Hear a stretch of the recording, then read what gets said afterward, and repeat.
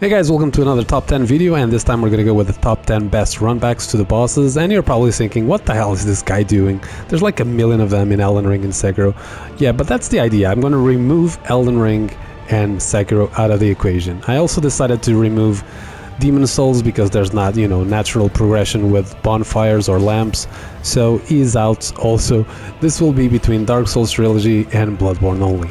And for my number 10, I decided to go with the Rotten from Dark Souls 2, and the bonfire is called Hidden Chamber. And I decided to go with this one because not a lot of people know about this bonfire. In fact, I've seen many lists of the worst runbacks in Souls games, and the Rotten was there, and I guess those people never found out this bonfire, and you watching this might probably not have found it also, and I decided it's good to put it here because I might actually give you some new information about a really good bonfire to avoid all these enemies, poison statues and everything. Like, this place is horrible. But if you go through all of these enemies and then you take a right here and use this ledge, you will find the hidden chamber.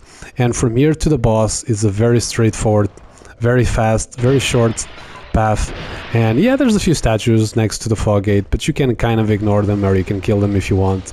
And I think it was important, this bonfire, so I decided to give it number 10. Now at number 9, I decided to go with another Dark Souls 2 boss, which is Fum Knight and the bonfire lowermost floor. And I decided to put this because the DLC, Jesus Christ, there's so many incredibly bad runbacks for the DLC bosses in Dark Souls 2. You have the frigid outskirts, you also have the runback to the Gank trio, you also have the crazy runback to Blue Smelter Demon. But the hardest boss in Dark Souls 2 to most people, Fum Knight, it actually has a really nice run back. Like, there's two enemies on the way, but you don't even need to fight them. You can just run. It's like 10 seconds and you're in there fighting one of the coolest bosses, if not the coolest in the game. And also, like I said, one of the hardest. This is a great run back. At number 8, I decided to go with the Nameless King from Dark Souls 3, and the bonfire is the Great Belfry. And I think this is kind of iconic. Like, I don't know what happened to you on your first attempt, I don't know if you already knew this was a thing, but when I got to the fog gate, I did not know what to do, because there was fog on the floor, and I was like, do I need to find someplace else to enter? Can I jump? Will I die? And you just need to walk and you go through the fog. And it's kind of cool that when you kill the boss and you get back here, you see that you're like basically fighting above the ground. It's pretty crazy. And being Nameless King, one of the hardest bosses. In fact, at that time, many people would say Nameless King was the hardest boss they've ever done. So having such a good bonfire so close with no enemies on the way, it's a really nice thing. So yeah, the Great Belfry gets number 8. At number 7, with another Dark Souls 2 boss, I decided to go with Royal Rat Authority and the Bonfire Ordeal's End. Now, I decided to go with this one because it's one of the shortest there is, and it's so good that it is super short, because the Royal Rat Authority is one of the most annoying bosses they ever done, ever. Like, seriously. As soon as you enter, there will be like 3 or 4 rats that will chase you, and if one of them will touch you, you will get toxic and you will die really, really fast. And you might die quite a lot because they are really, really annoying. So in a game with so many horrible bonfires, it's so good that next to one of the most annoying bosses, you have such a really great run back like this one. And at number 6, I decided to go with Demon Prince from Dark Souls 3, which is the bonfire within the Earthen Peak ruins. And oh my god, man, finding this bonfire was quite one of the biggest reliefs I had playing these games. Like the DLC for Dark Souls 3, getting here, with all the angels and the little guys and the poison swamps was such a nightmare to getting to this bonfire that, when you finally get it and you see that, just to get to the boss, you just need to walk a little bit and jump. And, by the way, the jump is awesome. The entrance to the boss fight is spectacular. So yeah, I think this bonfire means a lot. It's really hard to find a really short and really cool entrance to the boss fight, so I think it deserves to be here on this list. At number 5, I decided to go with Ludwick from Bloodborne and the Nightmare Church Lamp. Now, the run to Ludwick is very straightforward, but there is 2 things that I think are very important. One, there is one enemy that will probably always surprise you on your first attempt. There's like a witch that will catch you from behind, but after that, she's okay, easy to find her and easy to kill her.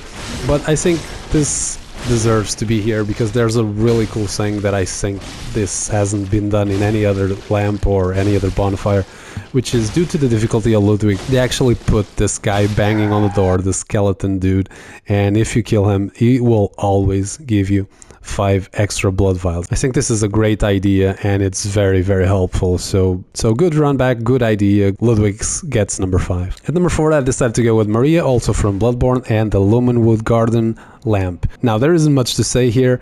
This lamp could not be more simple. Is right in front of the boss gate, and you know, I think I decided to put it here because Bloodborne has so many bad runbacks, and Maria is one of the best bosses in the game. In fact, to some people is actually the best.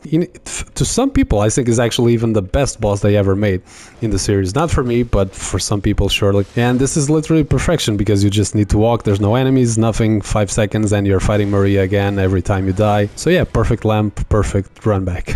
At number 3, I decided to go with Gail from Dark Souls 3 in the Bonfire Filianor's Rest. Now, as soon as you get here, you'll get like a very important cutscene, which appears to be like the end of the world. I don't know much about lore, but I think that's what happens.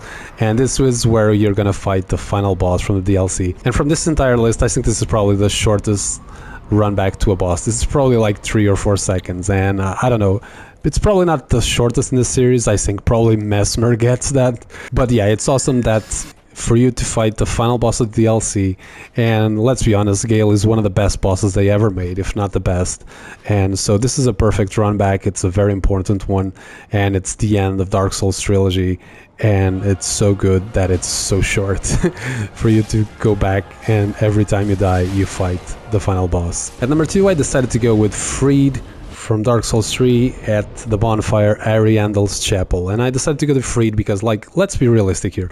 This entire DLC is for you to find Freed. I know there's another boss here, but nobody cares about that boss. This is basically a big journey for you to find Freed through snow, through crazy enemies, and some of this places almost feels like a puzzle for you to find out where you need to go.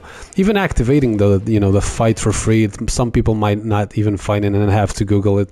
And Freed, let's be honest, Freed is probably the hardest boss in Dark Souls Trilogy. She has 3 phases, she's non-stop aggressive, and she will kill you many, many times. So this Bonfire is a blessing in disguise, honestly. It's like 8 seconds to get to the boss, no enemies, no nothing.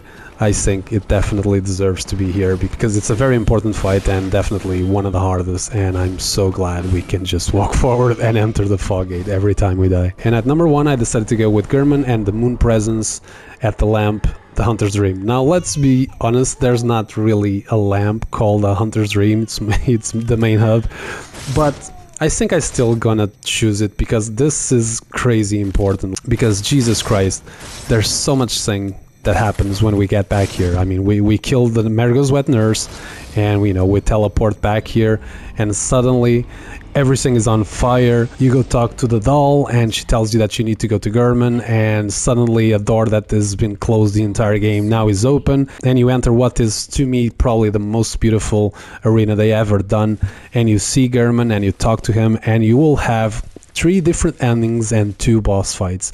You can either accept German's proposal and you get one of the endings, you can refuse and you fight him and you get a second ending, or you can get 3 umbilical cords before talking to him, and after talking to him you fight him and you'll have another cutscene and you will fight the Moon Presence. And I think this is the number 1 run back. I mean, going to the boss is like 5 seconds and so many important things happen here, and again you have 3 endings and 2 bosses. This has got to be number 1 on this list.